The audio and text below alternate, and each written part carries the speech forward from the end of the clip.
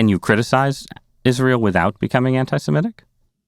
Of course you can. And, this is one of the points that I tear my hair out. Criticism of Israeli policy can be mistaken, but it's always legitimate. But anti-Zionism is not criticism solely of Israeli policy. Anti-Zionism is criticism of the existence of the state of Israel as a state that has the right to exist. So it's a little bit different. I mean, if people hate Donald Trump, by all means, hate Donald Trump, but that doesn't make you anti-American, right? It doesn't make you want to destroy the United States because you can't stand the policies of the Trump administration. Anti-Zionism is the belief that a Jewish state does not have a right to exist. I mean, in fairness, in our own time, I would say that argument has often come bundled with progressive views that generally ethno-states are illegitimate.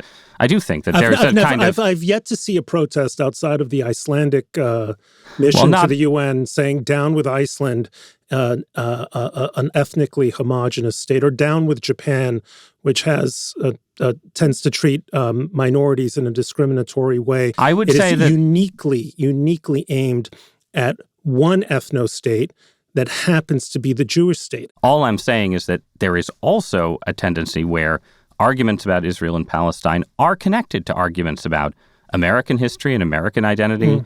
I think there is a continuum here that runs from anti-Semitism in excess through sort of other arguments in left-wing politics. That's fair and true. Which is why I worry, right, about the extent to which there is this sort of inherent pull towards overt or tacit anti-Semitism in these debates. And I just feel like that pull has just clearly gotten stronger because of the Gaza war. No, it happened before the Gaza war. And the best evidence of this was that the protests, the accusations that Israel is committing genocide happened on October 8th. And the Israelis had were still clearing out Hamas from their own territory. It's not as if suddenly this terrible Gaza war happened and the left said, oh, geez, these people are terrible. Look at what they're doing. All of the feelings, the entire architecture of opprobrium and hatred was in place on October 6th. This hatred was there.